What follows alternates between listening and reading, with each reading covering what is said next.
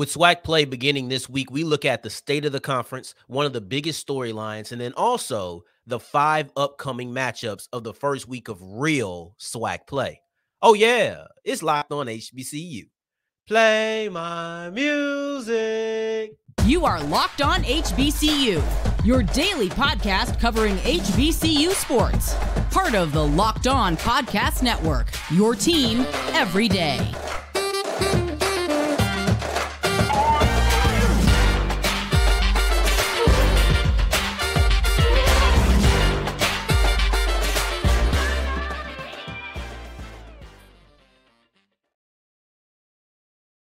On, family, welcome back to another episode of the Locked On HBCU podcast, your number one daily one-stop shop for everything HBCU athletics, Monday through Friday, part of the Locked On Podcast Network, your team every day.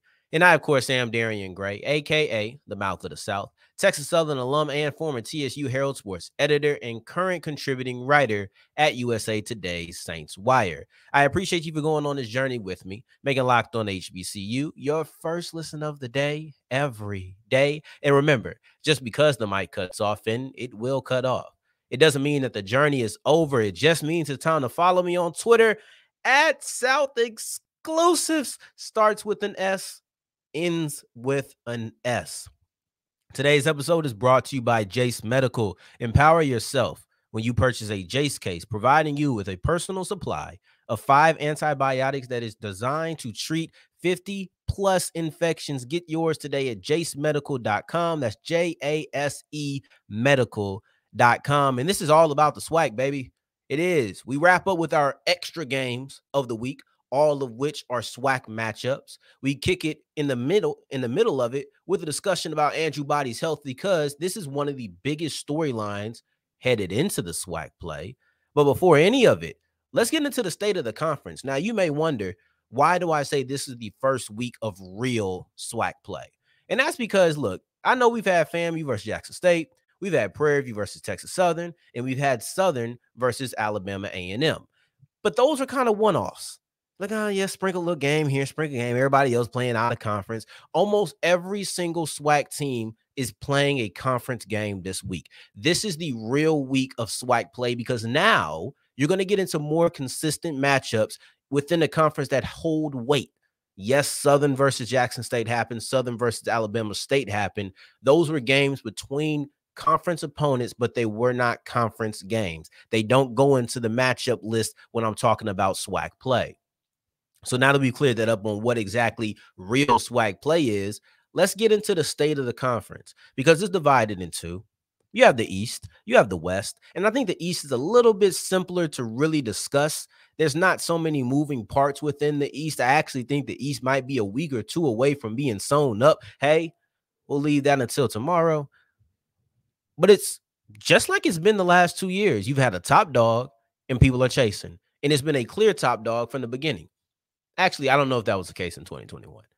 I don't know if everybody knew that Jackson State, after beating FAMU, was just going to go on this run that they went on. So I'll say it's been this way for the last 2 years, 2022, 2023, where when Jackson State beat FAMU, everybody was like, all right, this is Jackson State's, this is their division, and this is probably their conference, and everybody's playing catch up. That's what it is this year, except it's FAMU. Now the shoe's on the other foot, because the Rattlers are the ones who won that week 1 matchup. And it feels like everybody's playing catch up to them.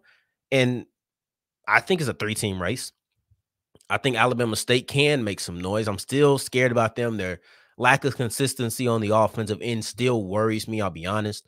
But I think that I have to put them in a conversation as teams who can make some noise, because I think the Hornets could be anybody on any given day. Then you look at Jackson State, they lost to FAMU, so they're really playing catch up, and they're hoping that FAMU slips. Matter of fact, one of the things that Jackson State needs to do specifically this week is be rooting on the downfall of FAMU, because you need it. And the earlier it happens, the better for you, because you can just feel more confident, because you don't really have much room for error. I feel like Jackson State has to be perfect. Meanwhile, FAMU is sitting at the top, and they can slip. You want to be careful who you slip against. You want to not slip at all, but you have to be careful on who you slip against. But you have the margin for error that Jackson State doesn't have. Everybody else hasn't really, the people who I'm looking at, they haven't played a conference game. So it means a little bit less, talking about slip and margin for error. So I won't really address that towards them. But that's the East. It's FAMU's division. Everybody's trying to catch up. FAMU looks like the top dog. They performed like the top dog. Now what are they going to do going forward, right? But then you get to the West, and it's the wicked West. It's the wild, wild West. I thought it was going to be that way last year, and it was. I think it's going to be the way this year, and I feel like I'm pretty confident it will yet again be a very wild division and one that has a lot going on. No lead dog, and probably comes down to the last week or two, because I stepped into this season thinking it was going to be Southern, Texas Southern, and Alcorn. Those are the three teams that I thought were going to get it done. Southern has not inspired confidence. And I thought that this week was a perfect example where the defense was dominant and it looks really good, but the offense cannot sustain offensive momentum. They can't, because at the beginning of the game, they usually get something going, but then it's like a switch happens. And it happens at different times, but it's never after halftime where it's just, all right, we've done something.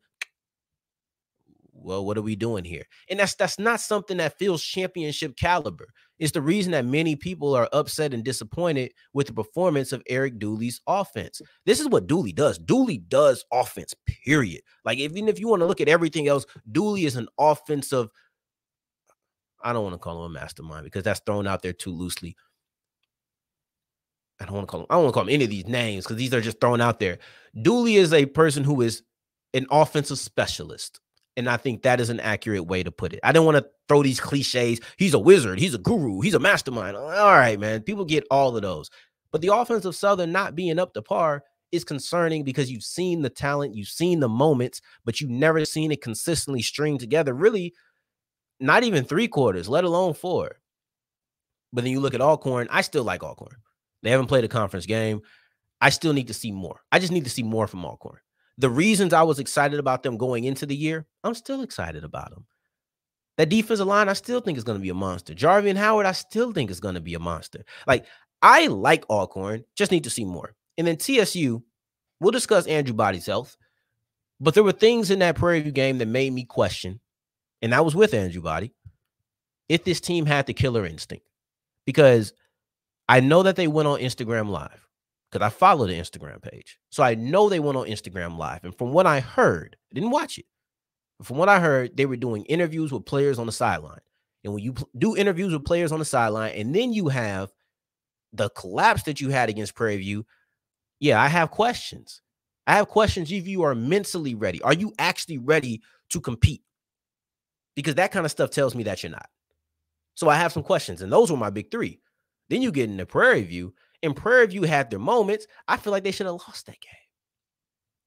So I like PV, and Trayvon Conley improved as a passer like he said he was going to show. Not even say he was going to show he improved, but show that he can pass the ball, which is something many people didn't think he could do. Against TSU, he did do it. I think he looked really nice, right? I'm not even going to lie to you. There's no bias that will keep me from saying that I thought that Trayvon Conley had more than a couple nice throws on the Labor Day Classic, right? Then you look at Grambling.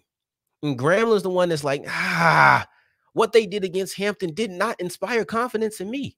So I still kind of walk away with my same 3, but it's really like, okay, Southern's out. TSU kind of out. Now I'm really riding with Alcorn, and Alcorn was the team I wanted to go with from the beginning, but my heart said TSU, so I'm still kind of stuck with Alcorn. I like them. They haven't shown me any reason not to like them. PV, I don't know. Grambling, that defense just did not give me – I wasn't happy about the performance of the defense in week 1, and since then, they played LSU and Florida Memorial. Not really judging much from the defensive performances in either one of those matchups. But Miles Crowley is somebody I like. And because I like Miles Crowley, I'll never count out Grambling. Grambling finally has a quarterback, which is a reason. Finally, they didn't have one last year. And the reason I couldn't believe in them is because they had no quarterback. They didn't put anything together, and they didn't have somebody who I felt could have brought them out of the mud. I think Miles Crowley, from the things I've seen, is somebody who can bring you out of the mud. I really like what I've seen from the quarterback position. So the state of the SWAC is the East is FAMU's to lose, while the West is anybody's to win. Who you feeling? Alcorn? Grambling? Southern's going to make a comeback? Texas Southern? I don't know. Anybody but UAPB in my mind. I don't think Pine Bluff's going to get it done. But overall, That's the SWAC. That's the SWAC.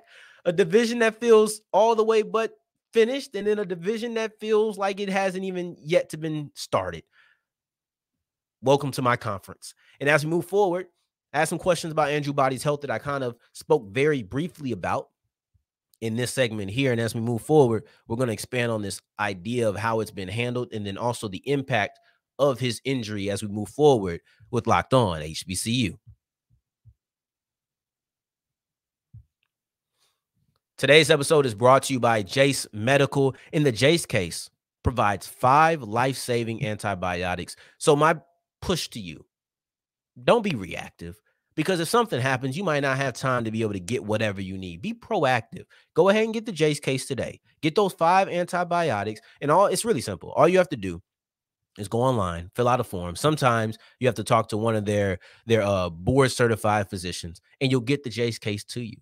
Simple as that. Simple as that. And you get ongoing care from the physician. You're going to have people who are going to be making sure that you get everything you need. So do not be unprepared. Take advantage of this. Everybody should be proactive. That means going to get the Jase case. They should feel empowered. You should feel empowered to take care of yourself. Get the 5 life-saving antibiotics for emergency use and give you the peace of mind so that if anything happens, you know you are prepared. You can get over $360 worth of savings and an additional $20 when you go to jasemedical.com. That's JASE medical.com, and you use the promo code Locked On.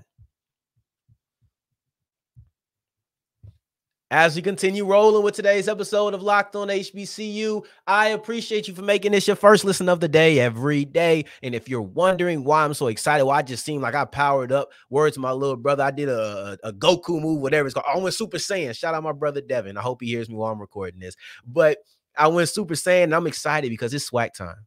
And you know, this is my conference. Like at the end of the day, I'm going to discuss the MEAC. I'm going to discuss the CIAA. I'm going to discuss I already said the SEAC, the MEAC, the SEAC, and the CIAA. I don't remember which one I said and didn't say. But at the end of the day, the SWAC is my conference. That's where I'm at, TSU, right? So I'm excited to do this, and I'm excited to bring you tomorrow. Yeah, tomorrow, 10 a.m. to noon, we'll be a part of the college football kickoff live. I'm going to record my segment after this so I do not forget. I'm going to make sure that I get it done and get it to you 10 a.m. to noon. Be a part of that, streaming live on the Locked On HBCU YouTube page. But right now, this is something that's a little bit concerning because Andrew Body's health should be the primary concern for all Texas Southern fans at the moment. In this Body situation, honest and truly, has been handled poorly. This is not a situation that I think, and I don't know if it's just Coach McKinney, but Coach McKinney is the face of the information because he's delivering this information at press conferences. I don't think he's handled this well. Honest and truly, because week 1, he played. Body played week 1. Week 2, he didn't play. And this was against Toledo, right? Yeah, I think it was against Toledo. And it was a bad game. But when asked about why Body didn't play, it was said he was healthy enough to play. I didn't believe that then. I was kind of concerned, like, okay, if he's healthy enough to play, why is he not playing? Now, for those who may not be familiar, Andrew Body was dealing with a shoulder injury from the end of last year. He suffered that shoulder injury at the end of last year, and he's still dealing with it, right? So those things are still happening. I wasn't really buying the rest idea. I was like, okay. But then you come out and say, Body is healthy enough to play. And I don't know why. I guess technically he could have just been being completely truthful and forthcoming, but that made my radar go up. Like, why'd you say that? He was healthy enough to play? I didn't believe it. I don't know. It didn't sound believable to me. Fast forward 2 weeks. You've now gone against Rice. Andrew Body yet again did not play. Pause. Let's say Andrew Body was healthy enough. Let's say that Andrew Body could have played in both of those 2 games. Andrew Body should have played in at least one of those 2 games, if not both of them. I don't care that you're going against 2 FBS teams. That doesn't matter to me. I'm not resting him in both of those games.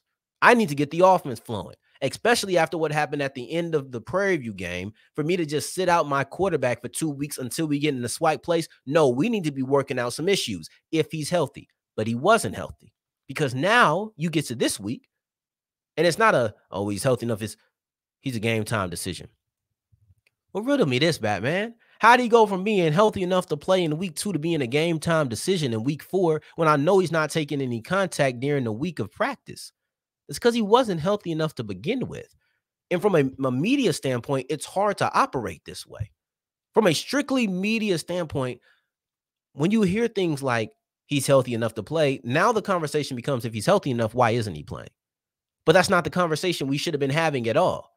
The conversation we should have been having is what's going on with Andrew Body's health, right? Because when you say he's healthy enough, it kind of takes the health out of the equation when discussing his play. And I'm not here to try to save face for Body or anything, but I'm here to be able to give the right information for me to be able to discuss things. Because if I heard Andrew Body was injured, because from what I'm hearing, I did a little digging, and from what I'm hearing, not only is he not a game time decision, he might be out for multiple weeks. Like, it's almost a foregone conclusion that he's out. And the only reason I'm saying almost, because from what I hear, it is a foregone conclusion. The only reason I'm saying almost is because something miraculous could happen. And maybe that's what McKinney is holding out hope for.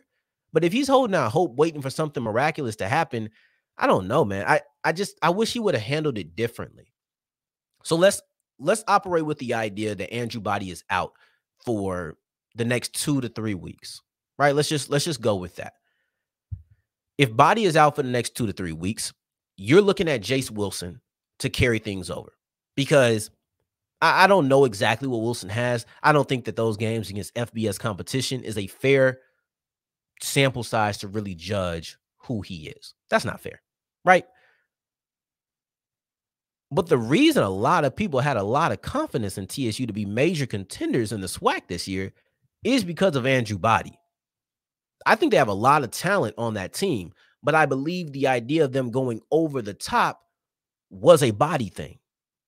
And with Body not there, now you have huge shoes to step into, because you still have those expectations.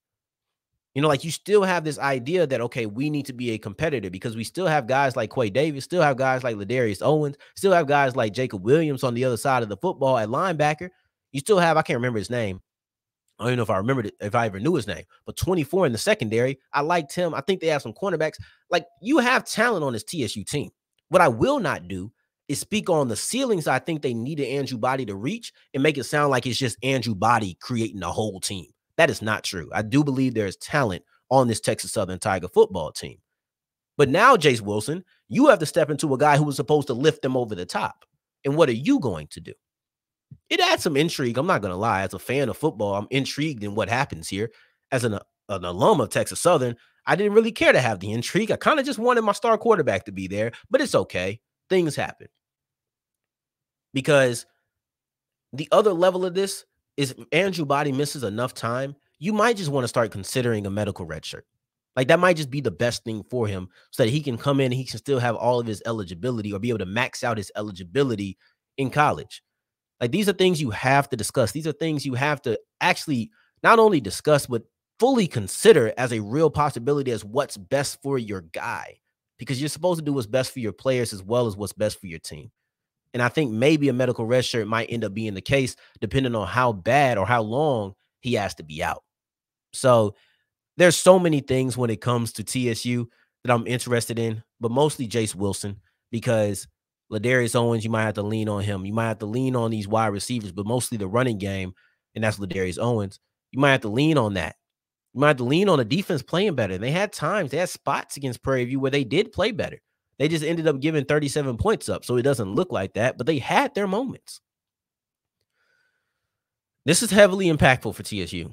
If Andrew Body can't play, I don't think they reach their ceiling. If they don't reach their ceiling, there might be ramifications in the offseason that I'm not quite ready to get into. But if he's listed to being out, then we'll have a conversation. Matter of fact, we'll continue conversations about these Texas Southern Tigers as we move forward with the episode and look at our extra games of the week, because Grambling faces TSU as Grambling kicks off their first game in SWAC play. Let's look at that in another matchup as we continue with Locked On HBCU. Today's episode is brought to you by FanDuel. And did you put some money down? Did you bet with some other everydayers that I wasn't going to be wearing my Birddogs? I was just talking yesterday. I'm not going to get up and show you my legs and whatnot, but trust me, I'm wearing them. Okay. I'm wearing my Birddogs. And if you put $5 down and you lost that bet, if this were FanDuel, you would get $200 back in bonus bets if you were a first-time customer. If you weren't a first-time customer, you don't get the bonus bets, but you get $100 off of the Sunday ticket package, which is on YouTube TV. So it's just that simple. Maybe you thought he wasn't going to wear his Birddogs. Well, he did. Maybe you thought this person wasn't going to hit the over, but he did. And then you're going to go ahead and get rewarded. There's really no such thing as losing when you're talking about FanDuel.com. So go to FanDuel.com/lockedon. Take part in whatever the sport is, football, basketball, because the WNBA playoffs are going on. All of these things are available on FanDuel.com/lockedon. As we're wrapping up today's episode of Locked On HBCU, I appreciate you for making this your first listen of the day. Every day, making it all the way to segment 3. I did it with the pinky this time, and thank you 2 times for that. Thank you. Thank you. And we have our games to watch this week. I'll tell you, I think I already said yesterday, maybe the day before, FAMU versus Alabama State is going to be our game of the week. And we're sticking with themes. Sorry, there's no MEAC schools here. I appreciate all of my MEAC everydayers who decided to stay with me and just wanted to be educated on what's going on in the SWAC, maybe get a little information and be like, okay, now this is what I'm looking at. But there's no MEAC schools in our game of the week. This is all SWAC. You see the title, see the thumbnail. It says State of the SWAC. That's what this is now. So the first game, I said it, we're going Grambling, Texas Southern. I said it. Like, this is the game that I'm so upset Body isn't healthy for it, because Yard Talk, HBCU, love you, girl. Man, we appreciate you. You be doing your thing on Twitter. She brought up a valid point, and that is Crawley versus Body is a matchup that we're about to miss, and we're going to really be disappointed that we missed it. I spoke about Crawley earlier in the episode. I believe that Crawley is a guy who, even if the defensive Grambling doesn't get it together, and I'm basing this solely off of the first week, right? Because I don't think weeks 2 and 3 were a great example of how good that defense was. I don't know if this week is going to be a great example. But even if Grambling's defense doesn't get it together, I think that Miles Crawley is the type of quarterback who can make up for a poor defense. He's looked great. I really did like how he looked. I've seen moments against LSU. I saw it against Hampton. This guy is one of the guys. And when I went on Fox 54 for the SWAC preview, was it the SWAC preview? I think it was the SWAC preview, but I think it was after week 1. Excuse me. When I went up there and I was talking to Mo Carter, the thing that I said to him was Grambling has a quarterback that gives me more confidence than I had had previously. I believe, simple and plain, I believe in Miles Crawley. So while we won't get the Crawley versus Body matchup, we will be able to see Jace Wilson for the first time. And I hate it because, well, not the first time, but the first time in conference play. And I hate it because it's not going to give me an accurate take in how I feel about the Grambling defense. Like, I'm probably still going to need to see whatever they do the following week to know, because this is a quarterback who's only going into his 3rd start. But if Jace Wilson comes out and lights it up, I'm probably going to feel pretty good. I'm not going to lie. Like, this will be a test for him. The conversation has shifted from Crawley versus Body to what does Wilson do if Wilson plays. Maybe the miraculous happens and we end up having Body. But even if you do have Body, I don't think it's going to be this quarterback showdown, because they're more than likely going to limit how much Body throws the ball if he does play. Then you have Prairie View versus Alcorn, and that's the game you need to watch. That right there is the game that, if FAMU wasn't playing Alabama State, if FAMU was playing any other school other than Jackson State, of course, because they already played them, any other school, this would have been my game of the week.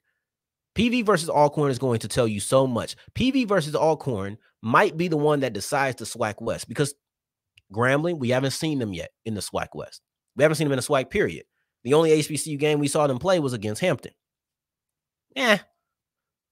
TSU, they might have just lost Andrew Body for a couple of weeks. Who knows how long? Can't feel too great about that. Southern just hasn't looked that good. They just haven't. They feel like if you can put points on them, they're done. If you can put 21 points up on Southern, it kind of feels like, all right, you won this game. Meanwhile, Prairie View has shown resilience. Prairie View has a quarterback who looked like he has taken a step in the passing department. Alcorn, we just don't know about, but we had a lot of hype about them going into the season. These are the two teams that look the best. These are the teams that look the most promising within the SWAC, if you ask me, in the SWAC West specifically, right? So yeah, this is a big time game, and I want to see who wins. Just period, who wins? Because this type of tiebreaker, we can get into the X's and O's and how people look and all of those things, but who wins the matchup? I don't care if Prairie View continues to win like they did against Week 1 against Texas Southern. I'm okay with that because they're gonna win, and there's only so many times you need to win these games. And if you're gonna win ugly, you're gonna win ugly. Frankly, I think that FAMU is gonna beat whoever comes out of the West anyway. That's just how I feel. It's not like they fighting the inevitable, but I'm not really worried about who looks the most dominant. I'm just worried about wins and losses. And this Prairie View versus Alcorn game is a matchup that is going to be heavily impactful at the end of the season within the SWAC. So those are my only two that I have to really watch. Jackson, for the record, I'm just going to read off the rest of these. Jackson State plays Bethune-Cookman. Not really moved by that, but I guess I am kind of interested to see what Bethune-Cookman looks like as they step into SWAC play with Raymond Woody as their head coach. I guess that's a little bit interesting, but that's not one that I'm really just honed in on. I could just check to see what happened later. UAPB versus Alabama A&M is tonight, Thursday night, 6:30 Central. So make sure you're checking that out. I think it's actually on, if I'm not mistaken, I think it is on ESPNU. So that's something to watch. And then lastly, Mississippi Valley State. They're the only team in the conference that's not having a conference game this week. They're playing North Carolina Central. And I had a no MEAC rule. You don't count them. Nah, seriously, I wouldn't have counted them anyway. This is not a game that moves me. Overall, the only games that move me, Grambling versus TSU, PV versus Alcorn, Alabama State versus FAMU. Those are the three SWAC matchups as we enter SWAC play that really move the needle for me. We discussed two today, and the other one is our game of the week. So come on tomorrow and check out our game of the week where we have three matchups, two storylines, and one key to victory for each team. I appreciate you today for making this your first listen of the day every day. With a lineup like that, I struggle to see how you wouldn't do it tomorrow as well. So I look forward to seeing you then too. But until the next time that we're here to the family, take care, stay blessed. Oh yeah, and follow me on Twitter @SouthExclusives. Peace.